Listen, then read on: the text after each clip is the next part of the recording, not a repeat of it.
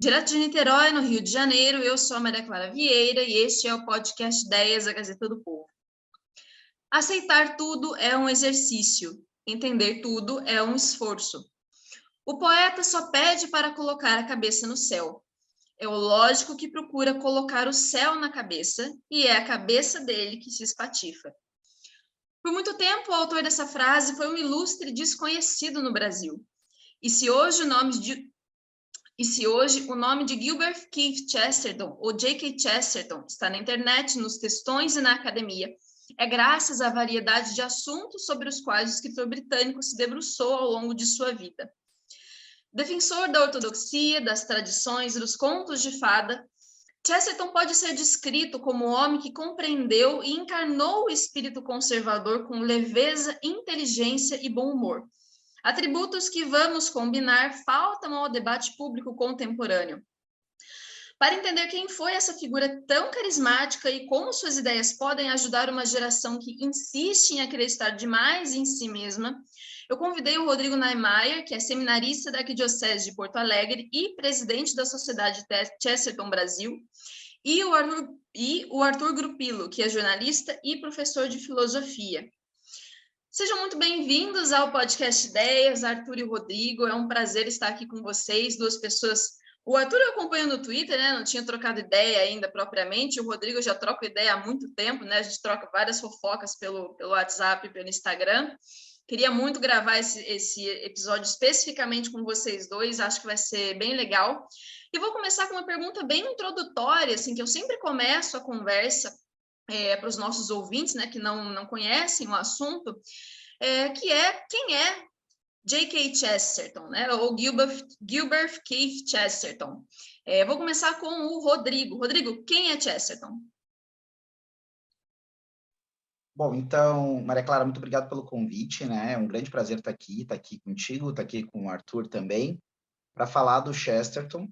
Já acompanho, né, o podcast há algum tempo, conversamos mesmo, como tu disseste, né? Falamos sobre uma série de assuntos aí. Harry Potter foi que nos né, reuniu pela primeira vez, mas depois entraram outros temas, geralmente relacionados à cultura também, né? E como viver de maneira coerente a nossa cultura. Bom, o Chesterton para falar, né, é um inglês que nasce aí no último quartel do século XIX, ou seja, nasce aí, né, na última parte desse Império Britânico vitoriano, na era vitoriana. E é importante dizer, às vezes se fala do vitorianismo com uma certa, né, sei lá, a pessoa idealiza muito.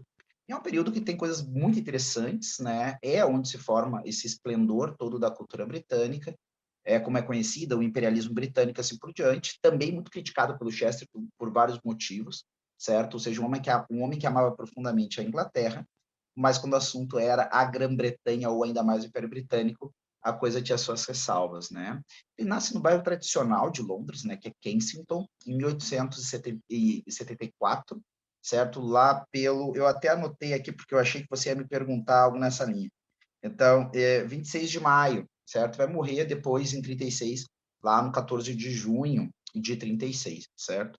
E é um sujeito que, em algum grau, fazendo assim um apanhado muito breve, ele foi, de alguma forma, preparado por um pai, né, o Edward Chesterton, bastante profícuo em leituras, em elementos imaginários, tá?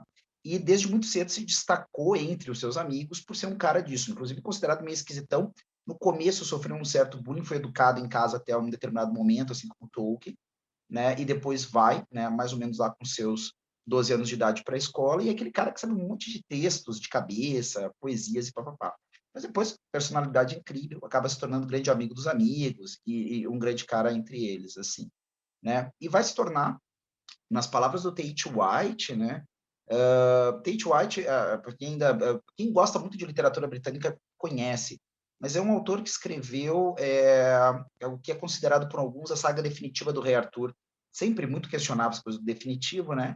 Mas que é uma pentalogia, dá para chamar assim, que começa com um livro chamado A Espada na Pedra. Depois a Disney vai fazer uma animação que é E a Espada Era a Lei, né? Em grande parte baseado no escrito do Tate White. E esse cara, né, que é também um cara, um amante da Inglaterra e assim por diante, ele tem um livro muito interessante sobre a questão do mundo rural inglês, que é England Have My Bones, né? que Deus guarde minha alma, a Inglaterra tenha meus ossos. E aí ele vai, quando morre o Chesterton, ele vai entrar, né? E eu acho que isso aí vai ser a definição um pouco para começo de conversa de quem é essa figura, né? Um gigante, ou quanto ele é grande, né? Ele vai entrar, né, se eu não me engano, em Cambridge, na sala de aula de um dos seus colegas, né, professores. E vai dizer, né, em meio... Então, imagina o que é, né, ainda nessa Inglaterra da primeira metade do século XX, um professor de Cambridge entrar na sala de aula de um outro colega, né, interrompendo a aula e dizendo isso, né, morreu G.K. Chesterton, né? Agora, o maior autor vivo de língua inglesa, ele cita o nome da pessoa lá. Então, era assim que um dos maiores autores da Grã-Bretanha considerava Chesterton, que Chesterton, no seu tempo, era considerado, se não o maior, um dos maiores escritores vivos de língua inglesa. E que, né, como a gente comentou, falou de um tudo, certo? E com qualidade admirável sobre diversas coisas. Então, é um pouco essa personagem que a gente tem diante de nós. Muito bom, Arthur, assim, eu queria perguntar para você, assim, já passando para o segundo assunto, é claro que você pode complementar o que o Rodrigo disse a seu gosto, mas eu queria saber, assim, você como jornalista também, assim como eu, notou que J.K. Chesterton está na boca do povo, né, assim, até alguns anos atrás, era uma coisa meio, um autor meio série B, assim, as pessoas não conheciam, pouca gente sabia quem era, tal, e eu lembro que, assim, uma das minhas melhores amigas, quando eu a conheci, ela tinha uma citação do Chesterton no Facebook, e eu li aquilo e falei, meu Deus, uma pessoa que conhece Chesterton, isso assim, em 2015, mais ou menos, fiquei muito chocada. Ela não sabia que ele era católico, eu presumi que ela fosse católica, e depois eu descobri que ela é comunista. Então, olha só que mundo maravilhoso que o Chesterton consegue unir. Né, assim, mas só uma anedota contando, eu falei, gente, mas uma pessoa que conhece o Chesterton, e hoje em dia ele está na boca do povo, né? Como foi que ele ganhou essa popularidade? Por que, que o nome dele tá em alta?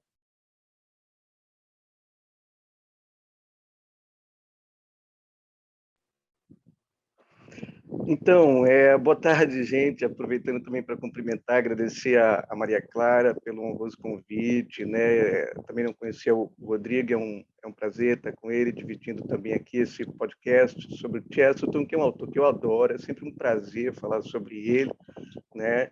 E eu vou aceitar a tua sugestão, Maria Clara, de complementar alguma coisa sobre quem foi o Chesterton, e já eu chego na outra questão, né, sobre o Chesterton estar em alta ou não. Eu diria também, complementando tudo que o Rodrigo falou, assim, que o Chesterton é, antes de tudo, um jornalista e um escritor cristão.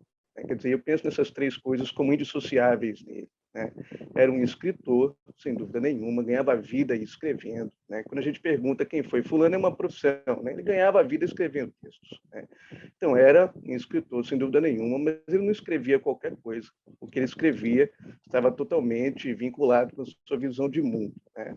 Mas ele também não considerava as razões, digamos assim, abstratamente, né, assim, do que ele pensava. Ele considerava razões efetivas que as pessoas de sua época, os intelectuais de sua época, colocavam sobre um determinado assunto. Então, nesse sentido, ele é essencialmente também um jornalista. Ele não está considerando razões abstratamente, mas, de fato, as razões que fulano, beltrano, as razões do debate público. Né? Então, eu penso no Chesterton como, essencialmente, um escritor cristão, jornalista, né? E desse ponto de vista também, alguém que cria, né? Que acreditava na fé cristã, que professava a fé cristã, mas que tinha razões também para isso. Né? E, nesse sentido, também um filósofo, também um apologista, né? Um defensor da fé cristã. Né? E um outro aspecto também que eu acho muito interessante, particularmente na minha leitura, forma muito a minha leitura do Chesterton, é o fato dele também ter sido um artista plástico frustrado. Eu acho esse um dado extremamente importante a respeito do Chesterton. Né? Os seus amigos ingressaram lá na universidade, seus amigos do ensino médio, e ele foi para uma escola de artes, e isso não deu muito certo. Né? Ele sabia desenhar, era um exímio desenhista também, mas ele se frustra muito também, o Chesterton, acho isso extremamente relevante, ele se frustra muito também com uma certa atmosfera decadentista, pessimista, né? E isso cria toda a visão que o Chesterton tem das instituições modernas, do mundo moderno, das artes modernas, ciência moderna. Né? Acontece com Chesterton, suponho eu, algo muito parecido com o que ele fala do personagem Gabriel Syme em Um Homem que Foi Quinta-feira. Ele se revoltou contra toda a revolta e descobriu então que ele precisava, né, reacender uma certa alegria, né, diante das coisas, né, como condição da sua sanidade, né? E então, entrando na tua pergunta agora, espero que eu não fale demais, né? Sobre a questão do Chesterton estar em alta, né? Eu vou arriscar aqui uma opinião, não sei se muito popular, que eu acho que ele não está em alta. Né? Eu acho que ele não está em alta e é um pouco paradoxal, né? Irônico, vamos dizer assim, né? Porque o modo como o Chesterton apareceu, como estando em alta, né? É um indício de que as pessoas não o conhecem, né? Digamos assim, né? Então, por exemplo, um jornal vai lá e publica um texto com o título Entenda quem é J.K. Chesterton, né? Um autor que faz a cabeça de fulano e Beltrano, né? Quer dizer, eu não acho que isso seja exatamente estar em alta, mas isso mostra que o jornalista que escreveu essa matéria não sabia quem era Chesterton, né? Se ele está achando que deve explicar quem E era, as entenda pessoas que quem é. estão mencionando também não sabem muito bem, né? E Assim, o jornalista não sabe quem é e também ele está pressupondo que outros não sabem quem é, né? Eu fico pensando, por exemplo, né? Um autor que esteve em alta nos últimos 2 anos, o Camus, porque estávamos numa pandemia e ele escreveu um livro sobre a peste, né? Com o título A Peste, né? Mas eu não vi nenhuma matéria dizendo entenda quem é Camus. Eu vi várias matérias dizendo A Peste, o romance de tal ano, é uma excelente metáfora do período que vivemos, ou A Peste. Quer dizer, as pessoas já sabiam quem era Camus, mas ele estava especialmente em alta, né? O fato de alguém dizer saiba quem é Chesterton é um indício de que, de fato, ele não está em alta. As pessoas é que não sabem, né? Do que se trata, né? E mais ainda quando coloca nesses termos, quer dizer, né?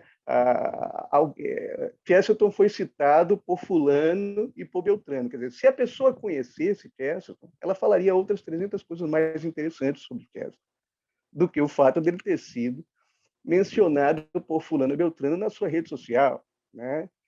como se Então, isso quer per dizer, si fizesse o currículo de um pensador, né? Assim, quer dizer, mesmo que você dissesse sobre Hegel, que é um grande filósofo da tradição, que a coisa mais importante sobre ele é que ele foi maçom. Ou se você dissesse que a coisa mais importante sobre Platão é o fato de que o sobrinho do tirano de Siracusa andava lendo ele. Quer dizer, há 300 outras coisas muito mais interessantes para dizer sobre essas pessoas e ainda mais sobre Chesterton. bom, muito bom, assim, achei bem interessante e faz sentido esse paradoxo, assim, né? Quer dizer que uma pessoa está em alta não significa que ela seja conhecida, né? Assim, pode ser que ela tenha passado só de um nome completamente desconhecido para uma legenda de Instagram, né? Uma legenda de influenciador de Instagram e um monte de frases prontas que, assim, a gente pode até concordar, até achar interessante, a coisa dos contos de fada, essa frase que eu coloquei na abertura e tal, mas no instante que você descola ela de todo um pensamento, todo um contexto, e ela vira uma legenda para causar, né, para ganhar like, vira outra coisa, né? Assim, não sei se dá para dizer que esse autor é realmente conhecido, tudo mais. Bom, vou passar para o Rodrigo, e essa pergunta eu vou rebater para o Arthur em seguida, eu quero ouvir dos dois. Mas como eu coloquei na abertura, o Chesterton escreveu sobre de tudo e mais um pouco. E eu queria saber, assim, quais assuntos ele se destacou mais e quais ideias você, Rodrigo, acha, assim, mais interessantes, mais relevantes no pensamento dele. Eu só gostaria também de reiterar aqui, já entrando, a gente vai acabando emendando, né? Vamos entrar aqui, aí, né, faz uma beira na pergunta do outro, e aí já segue para a pergunta que tu coloca, né, Maria?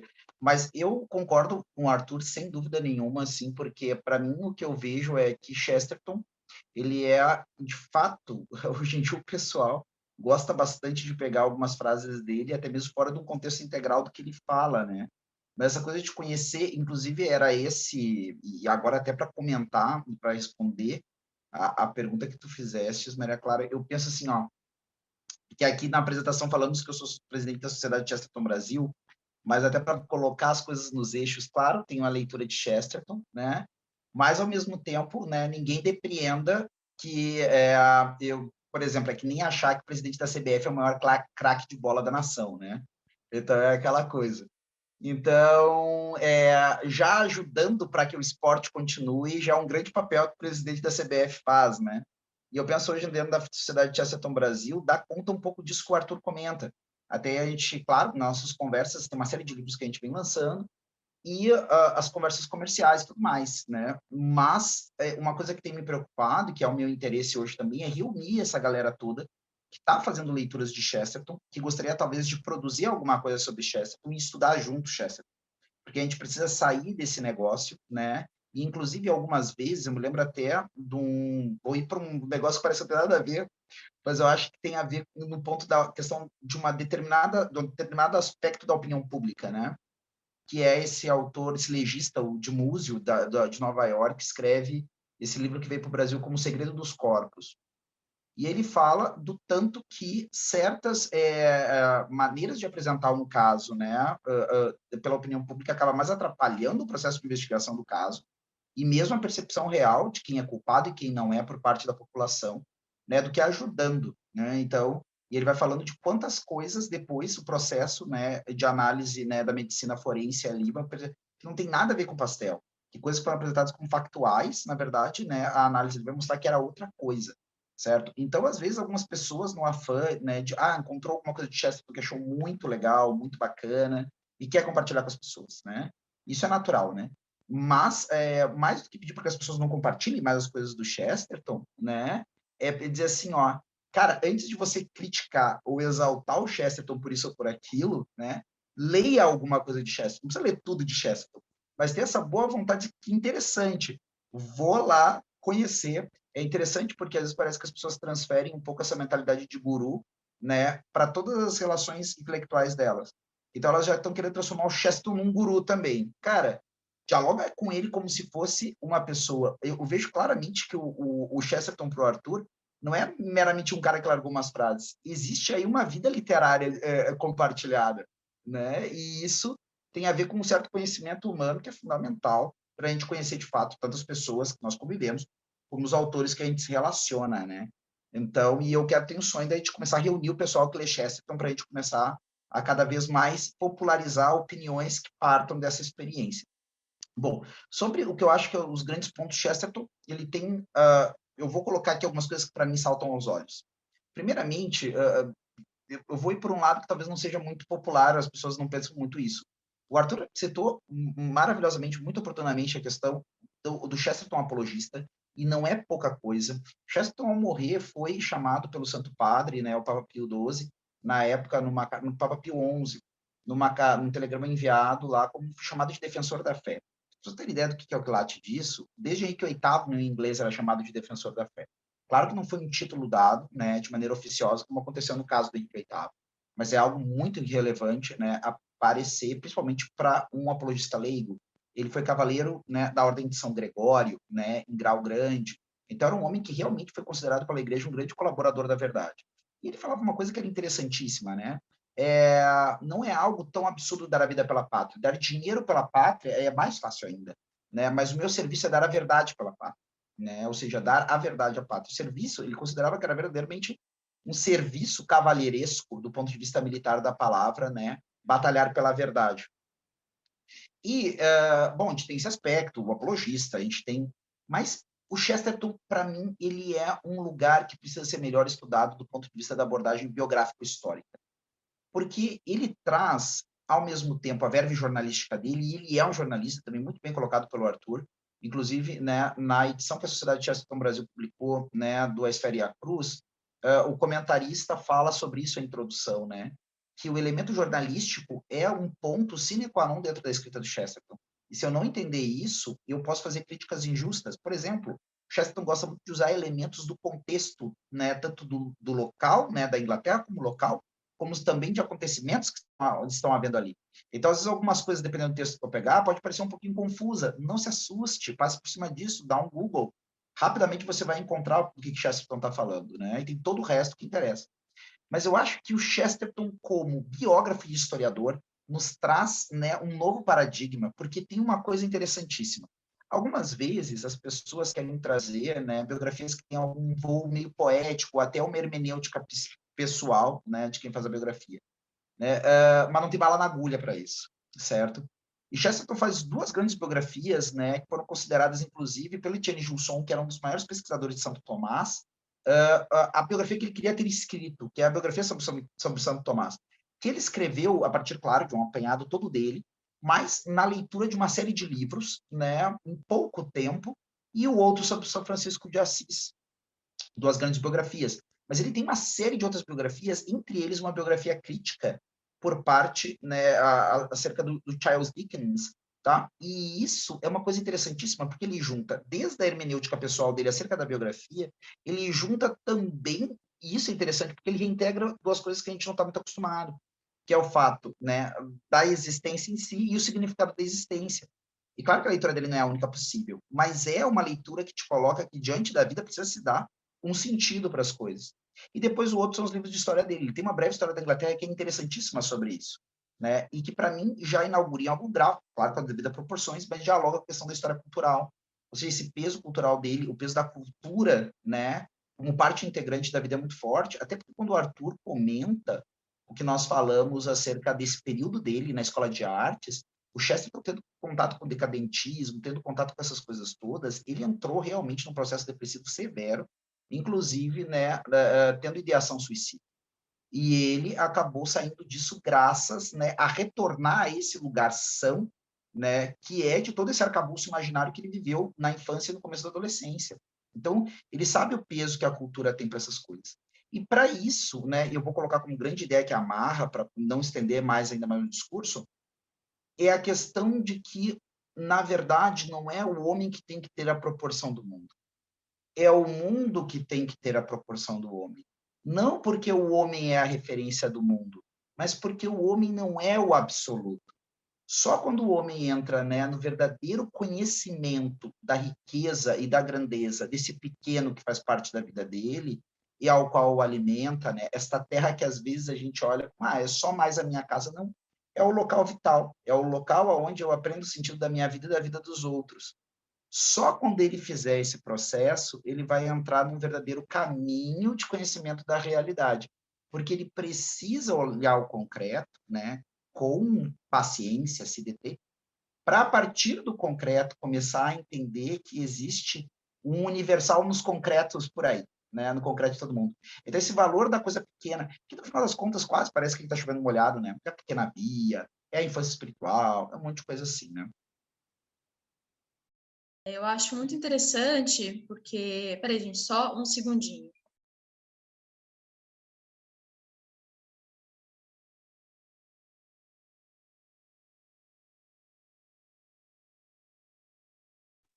Foi mal, galera. Barulhos aqui em casa.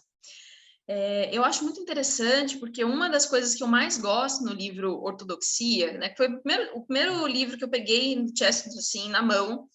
Eu tinha, acho que, 17 anos e entendi um total de vários nada. E fui voltar, assim, muitos anos depois, muito devagarinho, assim, essa sensação muito gostosa de você reler uma coisa, tipo, nossa, agora parece que tem mais pecinhas se encaixando, né? Mas um texto que me cativa, em especial, além do capítulo da ética da Elfolândia ou da ética do País das Fadas, né? Que é um que, enfim, eu faço mestrado em literatura e cultura pop, mas sempre aparece, é de lei.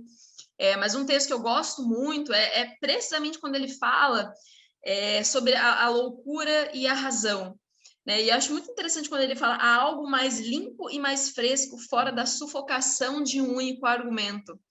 Então, eu acho muito bonito assim, o jeito como ele coloca, ele te dá a importância, a leveza da humildade, né? Do homem de se colocar como muito pequeno diante do mundo e como isso é, na verdade, uma medida que te leva à razão, que te dá a proporção das coisas. Eu acho esse trecho, assim, lindíssimo, assim, eu acho muito bonito.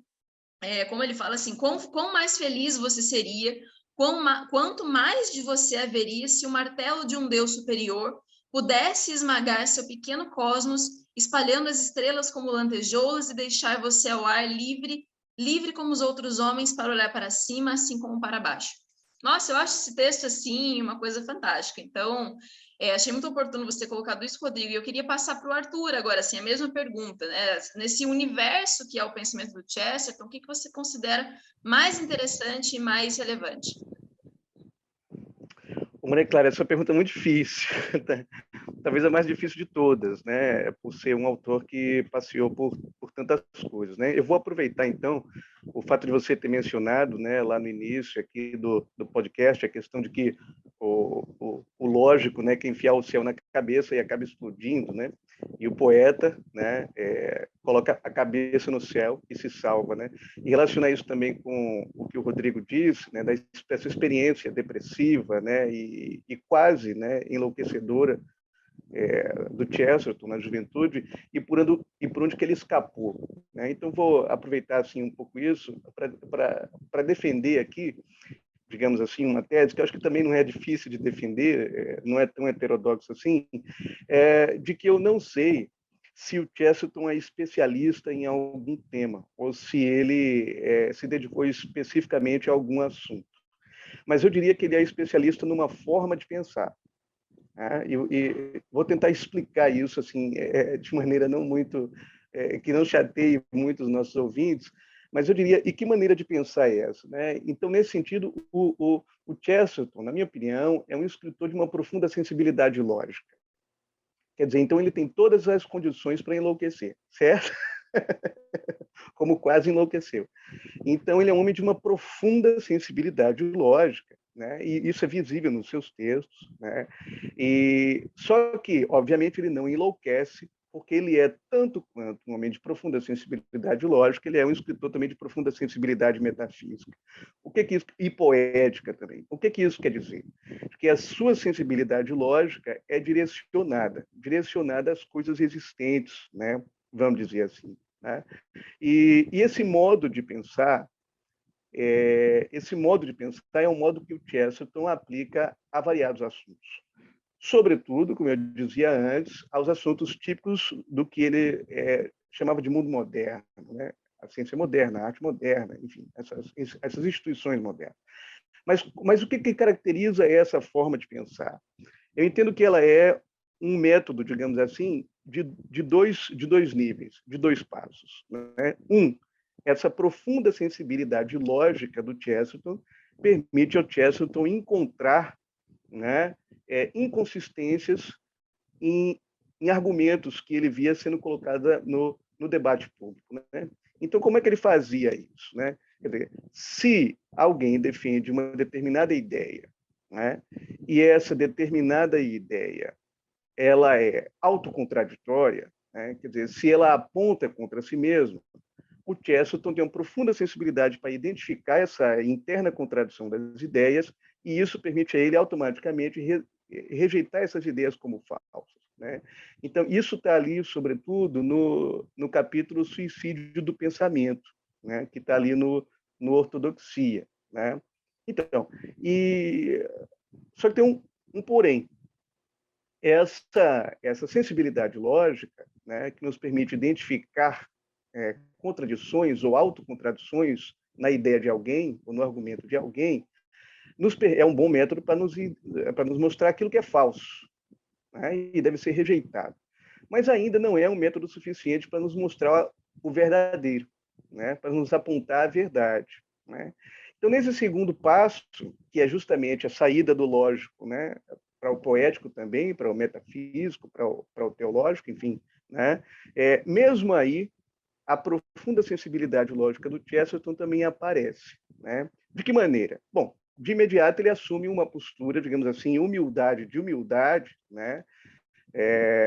Como é que eu atinjo a verdade, já que racionalmente eu só tenho um método para encontrar falsidades, né? Um bom jeito é se perguntar o que todas as outras pessoas andaram acreditando, ou mais acreditaram, respeitar os grandes escritores, a tradição, né? As autoridades no assunto, né? Vou consultar São Tomás aqui para saber o que tu mais acha desse problema, quer dizer, então é um método muito semelhante ao dos escolásticos, né? Mas, além de tudo, eu penso e essa é uma das coisas que mais me fascinam no Chesterton, e eu acho que é uma espécie de novidade, e eu acho que é uma contribuição específica do Chesterton filósofo. Eu acredito que ele criou um método de testar essas possíveis verdades. E como é que ele faz isso? Ora, tem uma determinada ideia. Se duas pessoas diferentes criticam essa ideia com argumentos opostos, isso é, para Chesterton, um excelente indício de que os críticos dessa ideia não estão na racionalidade, estão se comportando irracionalmente, de maneira obstinada. Né? Então, eu tenho uma ideia X. Né?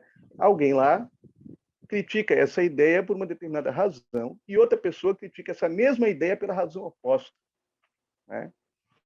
E isso é um indício de que esses Realmente críticos não não faz são muito racionais. sentido, né? Assim, ué, se Exato. vocês estão completamente opostos, alguém tem que estar errado.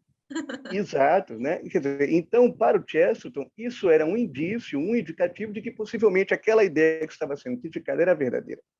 Por qual razão? Pela razão de que aqueles que estavam criticando por razões opostas. Isso significa que eles estavam pegando qualquer argumento para bater nessa ideia. Interessava a eles apenas atacar essa ideia, o que é um bom indício da consistência dessa ideia. Né? E isso se manifesta. Agora, então, ele identificou isso especificamente no cristianismo. Quer dizer, então não é que o Chesterton é um apologista, militante, que quer defender o cristianismo a todo custo, com qualquer ideia. É exatamente o contrário disso. Digamos que o Chesterton encontra as razões para ser cristão quase que por acidente, ao descobrir que os críticos do cristianismo tinham razões opostas para criticar o cristianismo. Né? Então, quer dizer, isso se converte para ele também em algo que devemos à sua sensibilidade lógica, né? Que então significa que o cristianismo, se ele pode ser, não só o cristianismo, mas qualquer outra ideia que seja verdadeira, se ela pode ser criticada por razões opostas, é porque provavelmente ela é mais racional do que aqueles que estão criticando. Mas ela é mais racional precisamente por conter um paradoxo.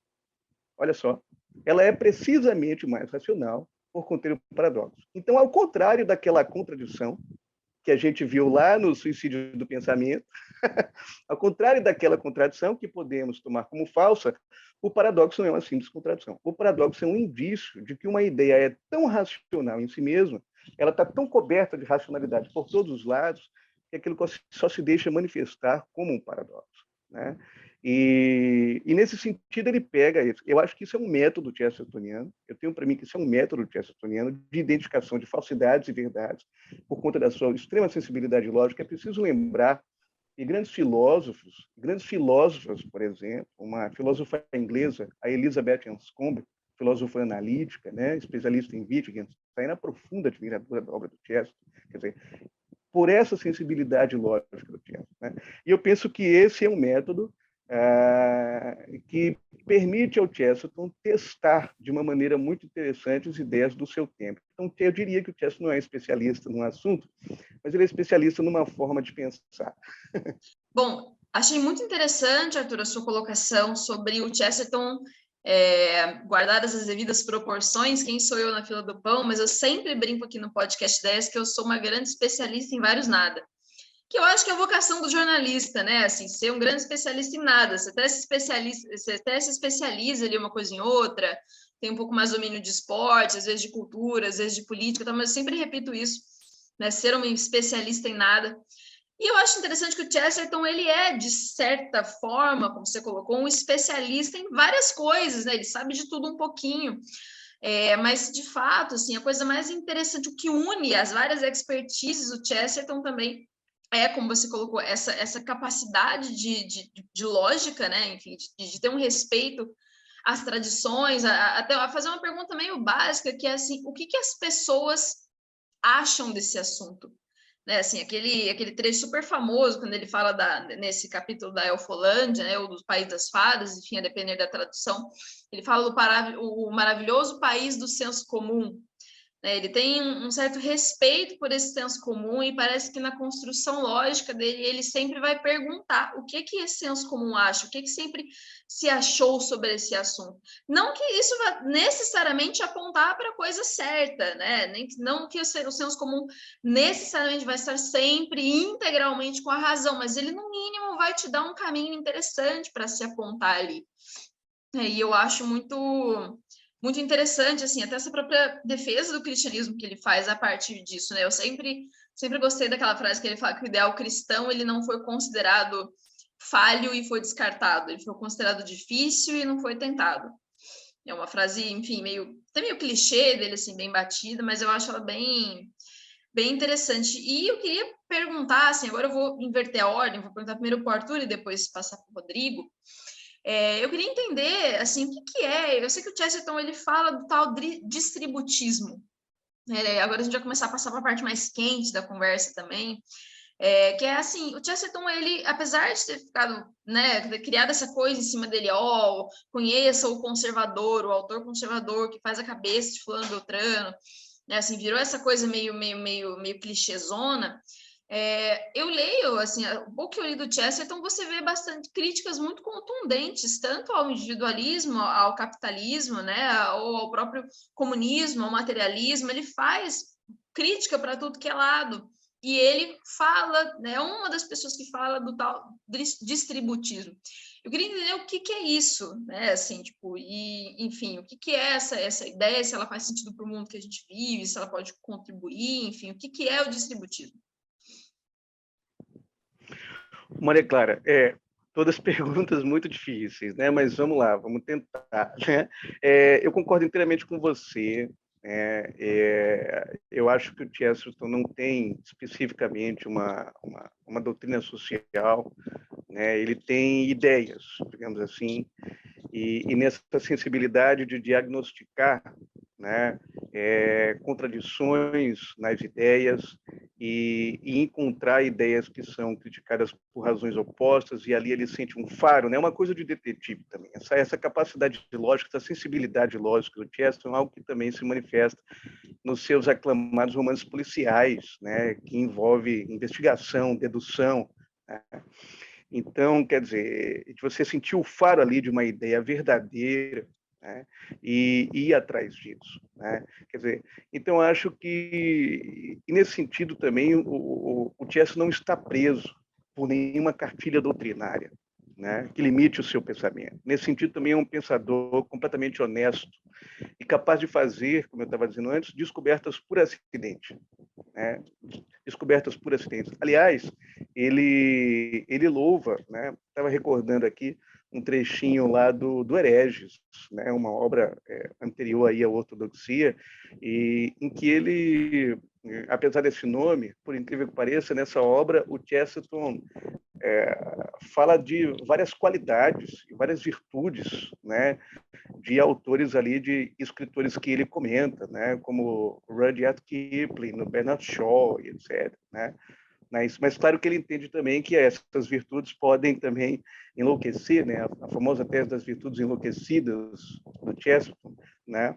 Mas uma das qualidades que ele fala especificamente a respeito do Bernard Shaw é a capacidade do Shaw ser, né, metodicamente igual em relação aos dois lados de uma mesma ideia, né? E então nesse sentido, quer dizer, o Chesterton, e ele fala, né, da qualidade, por exemplo, dessa qualidade, dessa inocência, dessa humildade do homem de ciência, né? E o exemplo que ele dá, por incrível que pareça, é o Charles Darwin. Ele faz lá uma contraposição entre o Darwin e o Thomas Huxley, que na época ficou conhecido como Bulldog de Darwin por defender as ideias do Darwin. Quer dizer, enquanto o Thomas Huxley estava lá defendendo as ideias do Darwin com unhas e dentes, o Darwin não se envolveu nas polêmicas em relação às suas ideias. Como se toda a descoberta que o Darwin tivesse fazendo, ele não fez de propósito para atacar nem religião, nem cristandade, nem coisa nenhuma. Ele era um homem de ciência e ele descobriu aquilo por acaso, né? No sentido da humildade científica. Então, acho que o Chesterton tem essa qualidade do homem de ciência, né?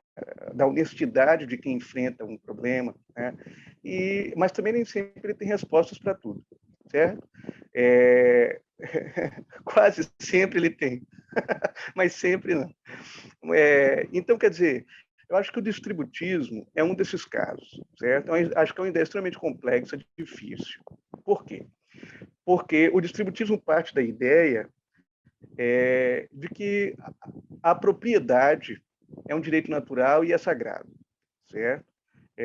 Então, se você tiver... Isso é uma ideia muito intuitiva, mas quando nós trazemos para o contexto da economia moderna, fica extremamente difícil mostrar a viabilidade disso, né? Então, quer dizer, se você... Isso é muito palpável. É porque nós urbanos, nós acostumados com ir no supermercado e encontrar as coisas todas prontas e comprar e passar no caixa, né? Então a gente não imagina a vida de uma pessoa que tem um caroço de terra, um pedaço de terra, em que ela possa ter lá, plantar lá umas mandiocas, né? E ela possa, sei lá, ter umas galinhas. Você não precisa também de muita coisa, né?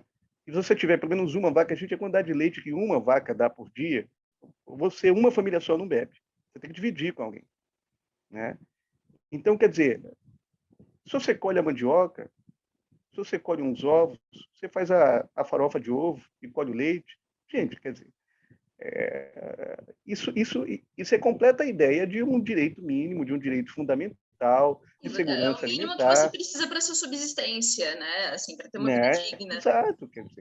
Exato, quer dizer, agora a diversificação da economia em situações modernas, em situações de contemporânea, quer dizer, a famosa tese dos economistas clássicos, a divisão social do trabalho, isso faz com que nós nos tornemos muito dependentes das atividades econômicas uns dos outros. De modo que eu moro aqui num apartamento e eu não tenho condições de plantar absolutamente nada, né? Então, se tiver greve dos caminhoneiros, eu posso não comer. Né? Então, quer dizer, e além disso, tem toda uma estrutura, né, de concentração da propriedade e de concentração do capital. Eu estou falando nessas palavras, nesses termos, e parece que eu estou aqui numa determinada teoria econômica de esquerda, mas são exatamente essas palavras que o Chesterton usa. A gente não está falando a gente não está aqui sendo esquerdista, né? Assim, é o próprio Chesterton quem usa essas palavras. É o próprio Chesterton numa obra chamada Um Esboço de Sanidade. Aliás, é a sanidade, não chega nem a ser uma teoria. Não é só esboço, não, ele achou a sanidade. Mas quer dizer, então a tendência né, o problema não é a propriedade. De novo, já estou aqui martelando um paradoxo. O problema é a falta de propriedade. Né? Quer dizer, é nesse sentido que o distributismo, então, apregou uma espécie de valorização da pequena propriedade, de modo que mais pessoas possam ser proprietárias. Né? Quer dizer, que o problema social contemporâneo seria basicamente o fato de que o trabalhador, e nesse sentido não é muito diferente de outras teorias econômicas críticas, né? O trabalhador ele tem somente o seu salário, a sua força, ele não tem uma propriedade, ele não tem um pedaço de terra para plantar, para criar um bicho, etc. Né? Então, o distributismo é basicamente, muito em linhas gerais, estou sendo muito grosseiro, é basicamente isso. Né? Agora, os críticos do distributismo, né, apontaram, e o Chesterton é mestre em desmontar esses argumentos, né, de que essa ideia seria pouco realizável ou pouco factível, digamos assim. Né? E isso é uma questão muito interessante. O Chesterton, nesse aspecto, ele foi muito influenciado pelo Hilary Belloc, né? que talvez fosse mais ainda do que Chesterton, apegado à ideia do distributismo, e a doutrina social da Igreja, né? A famosa Rerum Novarum, né? Do Papa Leão XIII. Mas o que acontece? Né? Eu acho que, em termos de uma doutrina, não em termos de uma teoria social, em termos de uma doutrina, é irretocável. Né? Quer dizer, no sentido de que é muito intuitivo, né? Você imaginar que não faz o menor sentido. Quer dizer, por que os moradores de rua? Né? Poxa, morar na rua, gente, morar na rua é uma coisa absolutamente fora de qualquer propósito. Até o servo medieval tinha onde dormir. O servo medieval tinha a ideia de que você pode não ter propriedade nenhuma A ideia de que nada é, nenhum pedaço de chão é seu, é uma ideia absolutamente contra-intuitiva, antinatural. Né? Então, quer dizer, nesse sentido, acho muito consistente. Né? Agora, as objeções mais fortes que o Chesterton enfrentou e que me parecem ainda se colocar para nós hoje, em termos de diversificação da economia cada vez mais, né? É como que isso poderia ser colocado em prática, né? No sentido da viabilidade, da instrumentação prática, né, por modo de lei, por modo do Estado, né, de que essa distribuição é um projeto muito parecido com uma reforma agrária, digamos assim. Né? Mas, em termos dos instrumentos, né, legais, né, se trata de, por exemplo, uma questão mais voluntarista, ligada à solidariedade, ligada à caridade, se trata aí também de um mecanismo de intervenção do Estado, se bem que a propriedade, né, dada a cada um, é também um meio de proteção do indivíduo e das famílias contra o Estado, né? Quer dizer, protegê-las das intervenções estatais também. Então, nesse sentido, eu acho que são ideias que ainda não tenho tão claras para mim. Eu até ando lendo é um romance, na verdade, né? O The Tales of Longbow, né? Poderíamos traduzir como os Contos do Arco Longo, né? É uma história, não é um ensaio, né? É uma obra de literatura em que o Chesterton ali, do ponto de vista da ficção, também imagina uma sociedade que sigam esses princípios. E eu confesso que ainda estou investigando assim a materialidade, a concretude dessas ideias, mas do ponto de vista dos seus fundamentos é maravilhosa, sem dúvida nenhuma. Ela meio que dá um norte, né? Mas realmente, assim, a gente vive numa economia, num mundo não só moderno, né? Alguns dirão pós-moderno, que é muito mais complicado você colocar em prática, mas que serve como parâmetro, né? Assim, tal como a doutrina social da igreja, assim, ela não diz, sei lá, qual lei vai funcionar melhor, ou de que jeito a gente vai fazer reforma, mas ela dá um norte, e esse princípio do Chesterton é mais ou menos isso, assim, ele dá uma noção do mínimo, uma noção do básico e do que é primordial, né?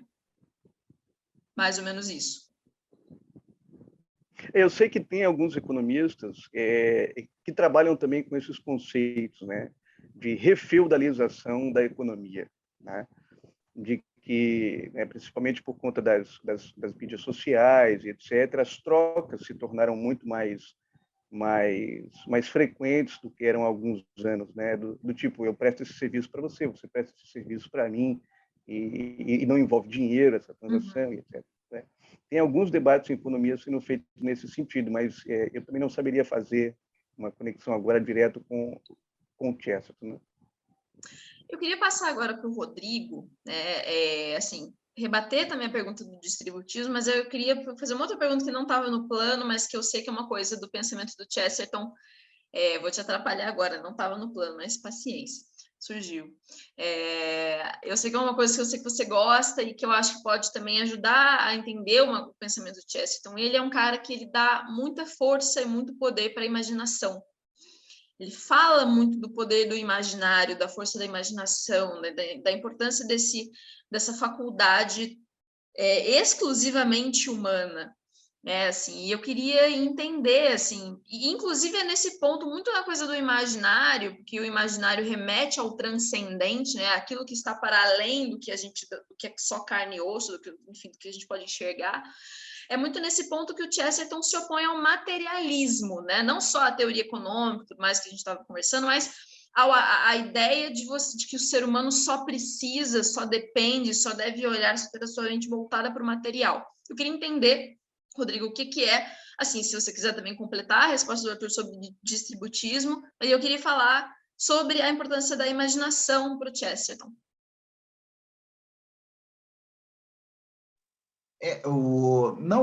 A questão do distributismo, só para também fazer uma pequena parte, assim, às vezes até o pessoal pode se perguntar, não, mas e aí, né? O que o Rodrigo pensa? Mas, em grande parte, tem a ver, eu não tenho muito mais, né, o que colocar, né, além daquilo que o Arthur comentou, e é bem isso. O distributismo é, sobretudo, né, uma percepção, né, dessa doutrina social da igreja, que é relativamente incipiente nesse começo. Nós temos Rerum Novarum, e eu não sei se Chesterton chega a pegar 40º ano, que é uma encíclica escrita pelo Papa Pio XI, 40 anos depois da Rerum Novarum. Então, está se desenhando esse quadro, né? Mas o grande ponto é isso, é enxergar como, na verdade, essa questão da propriedade, e esse que é o grande problema. Por que eu acho que, em grande parte, Chesterton se esperou quando falou escreve Tales of Longbow, porque o longbow, o arco longo, é a arma típica da categoria que se forma com a peste negra, que morre uma galera e começa a ter uma série de arrendatários que saem da servidão da gleba e não se tornam senhores feudais, mas se tornam proprietários de sua terra, que forma a categoria yeoman, né? Que depois vai ser justamente o que vai dar os fundamentos daqueles proprietários rurais, que não são nem senhores feudais, mas também não são servos da gleba, e começam a compor os pequenos conselhos locais e começam a ter uma relevância tal que formam aquele conselho privado do rei, ou o conselho do rei, que depois vai gerar o que vai ser a chamada Câmara dos Comuns na Grã-Bretanha. Né? Então, na verdade, a gente tem esse papel. Então, veja só a coisa, o que é muito doido nisso. É essa conjuntura de um surgimento de uma nova categoria de propriedade que faz gerar o pensamento dito democrático que nós temos no mundo ocidental. Porque, na verdade, a democracia, como nós a conhecemos em grande parte, tem a Grã-Bretanha como sua mãe, né? E não é por nada que o grande exemplo de democracia ocidental vai ser um país que é filho da Grã-Bretanha. Né? E essa questão do que o inglês pensa, né? De que um homem na sua casa é um rei no seu castelo, é bem isso, essa integridade do homem dentro da sua propriedade, porque entende-se que existe ali, né, esse acerto. Por isso, inclusive, que o absolutismo inglês é o mais fraco de toda a Europa, né? Por quê? Porque nunca se conseguiu, o rei inglês nunca conseguiu amarrar dessa forma, né, as estruturas de representatividade local, né? Então, sempre houve essa possibilidade. Então, também pensar que o distributismo, na verdade, é uma reflexão que, naturalmente, o Chesterton faz para tentar lidar com alguns conceitos que talvez deem conta já mais que o suficiente daquilo que ele queria dizer, desenvolvido, por exemplo, dentro, né, dentro do que alguns chamam de economia atomista, dentro daquilo que talvez filósofos como McIntyre já tenham pensado, né, ou mesmo da doutrina social da igreja, se a gente vai pensar na questão da subsidiariedade, e assim por diante. Só que é claro que Chesterton vai fazer isso com uma verve e com uma capacidade de expressão muito distinta, né? Então, ao mesmo tempo que eu digo assim, distributismo, né, de tornar ele e até acho muito interessante porque no fundo, assim como a doutrina social da igreja, né, ou outras reflexões filosóficas do campo da filosofia moral que envolve com a economia, no fundo nós estamos pensando em princípios, né? E é bom que ninguém dê uma cartilha, né, de como faz, para que cada pessoa nas suas circunstâncias possa, então, ver quais são as suas necessidades concretas. Bom, o ponto da imaginação, agora um papel da imaginação, né? Vamos sair um pouco da materialidade e pensar aquilo que a materialidade, né, nos dá como imagem, como símbolo. Eu quero recomendar vivamente para vocês, né, esse livro, talvez até vocês já tenham lido, e quem nos ouve também, alguns já tenham lido, que é a Imaginação Educada, do Northrop Frye, tá? Então, eu acho isso bem bacana para eu compreender duas coisas: o capítulo Ética do País das Fadas, certo, do Chesterton ali dentro do Ortodoxia, é bem bacana para mim entender um pouco sobre como e aí uma coisa muito importante, né, para não cair naquilo, né, que até tem um autor que escreve aí no Instagram, que a Maria Clara e eu gostamos bastante, né, que é uma certa crítica do sujeito achar que os grandes problemas do mundo, problemas realmente derradeiros, vão ser resolvidos meramente com eu aprender uma série de fábulas, uma série de contos de fadas e assim por diante. E por que isso é complicado? Não é porque os contos de fadas não dão conta da realidade, é porque eu não estou pensando no conto de fadas, né, ou na história imaginativa, ou da imaginação fantástica, até como comentava-se, né, recomendo aqui vivamente para quem está nos ouvindo que ouça, né, o Ideias anterior, né. Então, ali se conversou sobre exatamente aquilo que interessa nas histórias de fadas, ou nas histórias fantásticas, ou mesmo na imaginação daquelas, como é que o Frye fala mesmo? São possibilidades, né? São conjunturas possíveis da vida humana. Então, quando eu quero simplesmente pensar na história de fada ou na história imaginativa, seja de ficção, uma ficção possível no mundo atual, né, ou na realidade primária, seja, né, de algo que só é possível numa subcriação, numa realidade secundária, né, na ente de razão, se eu quero reduzir aquilo a simplesmente um antídoto para botar a gente na linha, para ensinar uma criança a ser bondosa, para não sei o que mais, realmente vai quebrar. Tem uma hora que a variabilidade daquilo que pode dar errado na vida humana, né, vai me atacar e eu não vou saber o que fazer, certo? Porque aqui já passou a fase do cara ganhar o antídoto, ele está doente, o que eu faço com esse negócio?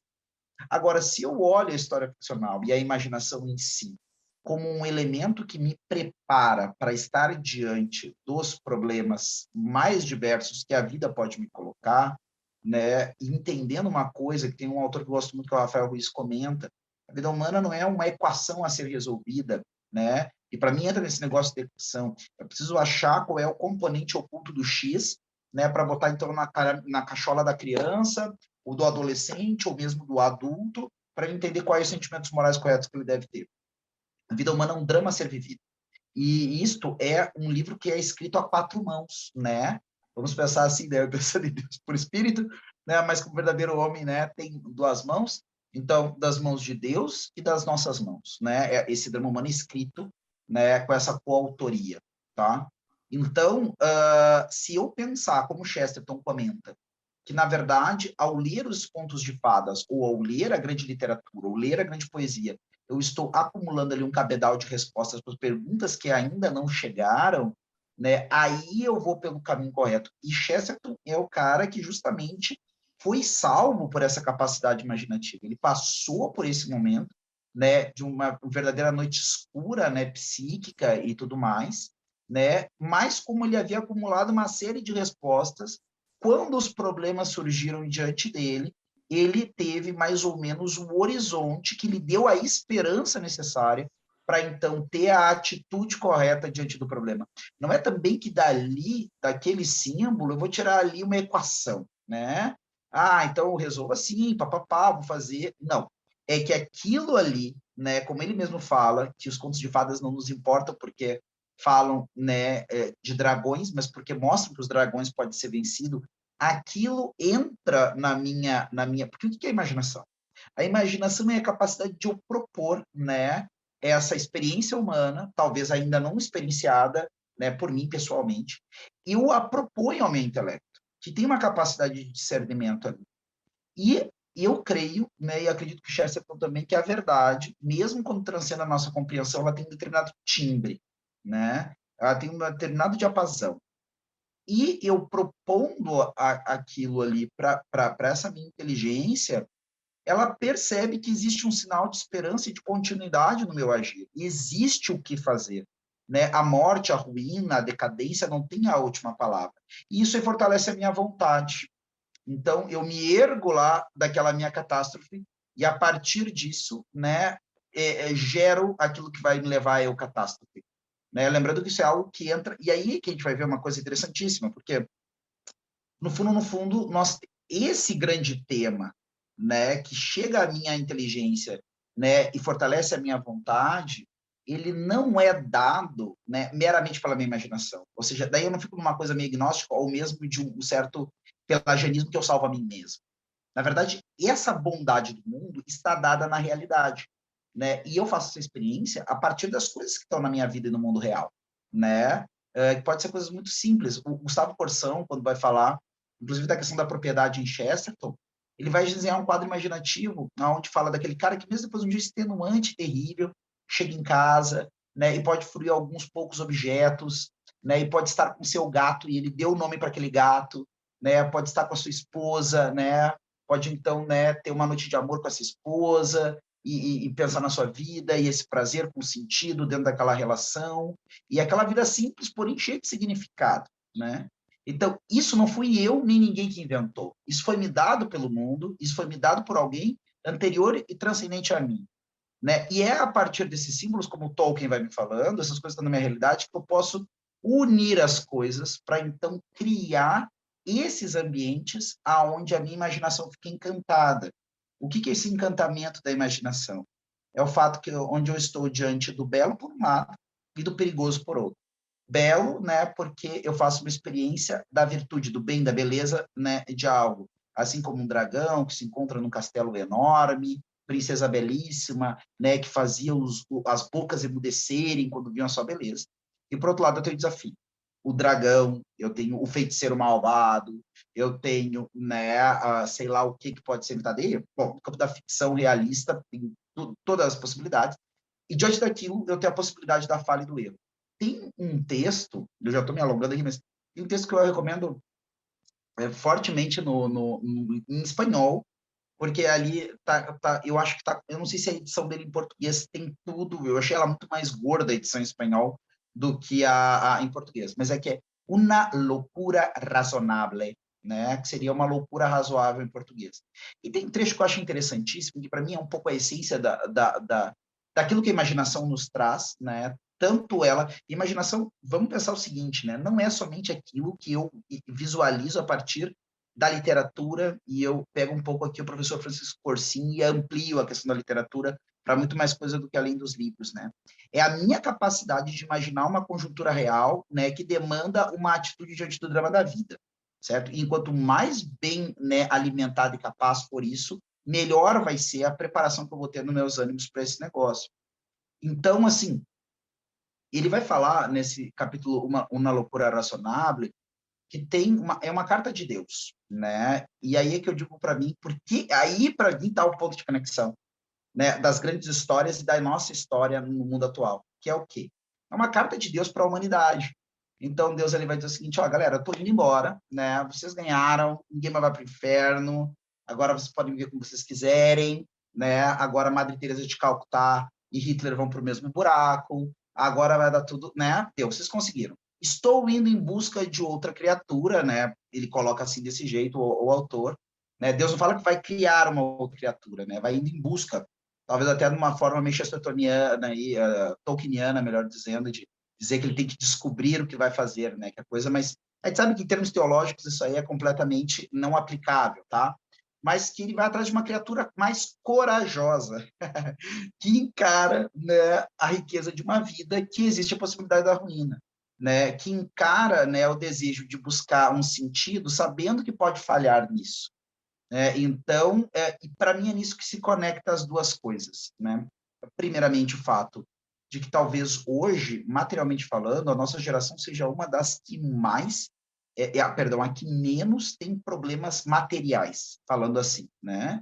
E, ao mesmo tempo, tem sido, né, por essa artificialidade, né, de uma vida sem aparentes conflitos verdadeiros, certo? A que mais tem demonstrado, né, uma crise completa de sentido com todas as consequências psíquicas e somáticas desse negócio, né? Enquanto umas outras gerações que se enfrentaram muito mais perrenques, parece que tiveram, dentro da realidade mesmo, uma indústria mais concreta para lembrar que a vida não é um grande parque de diversões, né? Por mais que não tenha problemas materiais. Evidentemente, com isso, não tem nenhuma crítica que eu esteja fazendo ao fato de ter anestesia, de nós termos ar-condicionado, essas coisas todas, tá? Quem já fez um tratamento de canal sabe o quanto a gente dá graças a Deus, né, por esse progresso Está científico. vivendo no mundo moderno. Exato, né? Então é muito bom em diversos aspectos, mas a gente precisa assim de meios que nos ajudem a entender que o drama da vida não se anula porque eu resolvi os problemas mais urgentes. Os problemas mais urgentes não são os problemas mais importantes, né? Muito bom. Eu queria passar agora para o Arthur, assim, para a gente continuar e começar a se encaminhar para o final da nossa conversa, que é o seguinte, assim, o Chesterton, ele começou, como eu já coloquei nessa última pergunta, ele ganhou essa peste de, o autor conservador, não sei o quê, faz a cabeça e tal. E eu queria saber, assim, se isso faz algum sentido, e eu queria que você, assim, me desse um pouco de esperança, já que a gente está falando tanto de esperança, né, assim, como é que o Chesterton pode contribuir para um debate que esteja não só acima das ideologias, mas que faça pontes, né? Assim, uma conversa que construa pontes, que não seja só essa coisa tão divisiva, tão cansativa e tão repetitiva que a gente tem visto no maravilhoso mundo das redes sociais, sobretudo. Bom, Maria Clara, obrigado. Essa pergunta assim, é fundamental, né? Talvez seja a razão de ser de toda essa conversa, né? Eu acho, sendo muito sincero, que é impossível que o Chesterton tenha feito a cabeça de qualquer pessoa que se ocupa demasiado de uma guerra cultural, né? Pela simples razão, né? Por tudo isso que a gente conversou aqui, quer dizer, se você acha que você precisa combater alguma coisa, se você está na lógica do ódio e não da lógica do amor, né? Porque a lógica do amor ela é criteriosa, o amor à verdade ele é criterioso. Então eu vou rejeitar tudo isso aqui que é falso, tudo que se contradiz, todas essas opiniões conflitantes umas em relação às outras, quer dizer, e eu vou considerar essa aqui, né? Essa aqui que estão batendo nela com as razões mais diversas, né? Então, quer dizer, sobretudo um princípio da honestidade, da sinceridade, né? da consideração, né? pelo melhor argumento, né? Pelo amor. Né? Essa é a lógica, não existe outra lógica fora essa. Né? Então, quer dizer, eu não acredito que o Chesterton, então, possa ter feito a cabeça de quem opera diferentemente disso. Né? Não vejo como isso seria possível, né? Quer dizer, a lógica do ódio ou da guerra cultural, quer dizer, eu penso aqui, por exemplo, nos embates, né, que o Chesterton tinha com o Bernard Shaw, né? O Bernard Shaw que discordava do Chesterton em praticamente tudo, em todas as coisas importantes, né? Em ateísmo, materialismo, né? Socialismo, tudo isso que a gente estava discutindo aqui, né?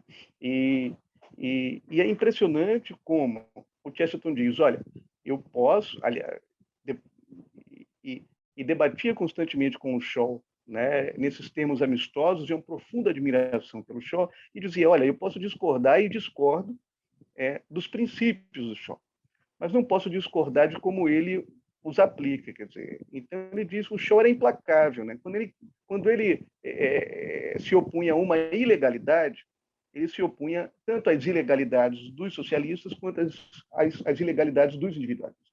Né? Era coerente, né, no mínimo. Era coerente, quer dizer, o Chesterton diz até uma coisa que eu acho fantástico, né? Que ele diz que no Shaw tinha algo da qualidade de uma máquina, e nesse sentido ele era extremamente justo, né? Agora, discordava profundamente do Shaw nos princípios, né? Então, quer dizer, eu acho que esse contexto que nós estamos vivendo, que você está falando, Maria Clara, em relação às mídias sociais, etc., essa coisa repetitiva, onde não há diálogo, onde não há verdadeira busca pela verdade, onde não há sinceridade, humildade, espírito de escuta, né, de amor pela verdade, de descoberta por acidentes, né? Eu acho que esse ambiente nós poderíamos muito bem chamar daquilo que o Chesterton chamou de conservadores pobres de espírito. Essa também é uma expressão que aparece lá no, se eu não me engano, no Hereges também. Quer dizer, conservadores que não acreditam na sua própria verdade. Conservadores que não estão confiantes naquilo que verdadeiramente estão defendendo. Então, aí eles precisam, quer dizer, na suposição de que eu preciso atacar, sei lá, o socialismo, o comunismo, eu vou pegar o primeiro pau que tiver na frente e eu vou bater. Né? Essa lógica definitivamente é a do conservador pobre de espírito. Ele não está certamente certo no que ele está fazendo, então ele precisa de qualquer argumento. Né? E você desculpa te interromper, mas você acaba caindo naquilo que o Chesterton falou, de você atacar uma ideia só pelo ataque, né? Só porque você não gostou, não porque você realmente veja uma coisa errada. Sim, se os conservadores pobres de espírito estão atacando uma determinada ideia com razões diferentes, eles vão estar o quê? Em termos chestertonianos, nos dizendo talvez essa ideia seja verdadeira. E estão tentando obstinadamente atacar ela com qualquer argumento. Então, definitivamente, não é esse o espírito de Chesterton, né? O espírito de Chesterton é esse, da honestidade, da verdade, do amor, né? Enfim, da consideração honesta pelas coisas, né? Pessoal, queria agradecer muito a participação de vocês, adorei a conversa, Chesterton é sempre maravilhoso, fiquei muito feliz com o resultado, espero que vocês tenham gostado, né? Sejam bem-vindos para voltar mais vezes para o Podcast 10, eu vou deixar o microfone aberto aqui para alguns segundinhos para vocês se despedirem e falarem as últimas considerações. Rodrigo. Pessoal, agradecer a Maria Clara pelo convite, né? Assim também com o pessoal da Gazeta do Povo, certo? E dizer assim, continuem, por favor, o podcast, sempre com assuntos muito bacanas e muito, né, necessários agora nessa nossa conversa toda. E só para dizer isso, né, conheçam, né, o trabalho da Sociedade Chesterton Brasil. Estamos lá com o nosso canal no Instagram, né? Sempre tem conteúdo sobre Chesterton, tentando explicar um pouquinho de Chesterton também, certo? E publicando os livros. Então, conheço também alguns dos livros que nós estamos publicando agora a última obra, né, de apologia de Chesterton está sendo publicada em breve pela Sociedade Chesterton Brasil. Então é isso. E quanto mais pessoas conhecerem, mais vamos agregar, mais a gente vai poder papear sobre Chesterton. Muito obrigado, pessoal. Arthur? Não, isso também agradecer, Maria Clara, pelo convite, né? Muito bacana assim, o papo que a gente teve. Agradecer também ao Rodrigo, né? Que foi um prazer conhecer essa conversa produtiva sobre o Chesterton, né? Mandar aí o meu abraço a todos e dizer assim, não se deixem sindicalizar, né? Pelo que ouvem falar, quer dizer, tal autor é disso ou é daquilo, né? Quer dizer, leiam e simplesmente se interem, né? E façam as suas próprias observações, né? Não deixem que o debate público lhe impeça de descobrir um autor tão fascinante quanto o Chesterton. Pessoal, muitíssimo obrigada mais uma vez. Obrigada, Arthur. Obrigada, Rodrigo. E obrigada a você, nosso ouvinte, que é o responsável por esse podcast. A gente peço que vocês deem uma olhada lá no Caderno de Ideias, Gazeta do Povo. Nós temos um texto, uma matéria grande sobre o Chesterton, temos bastante material feito sobre ele. Aqui no podcast 10 temos outros episódios sobre alguns assuntos que a gente falou aqui, né, sobre contos de fadas, sobre imaginação, enfim. Muitíssimo obrigada mais uma vez e até o próximo episódio.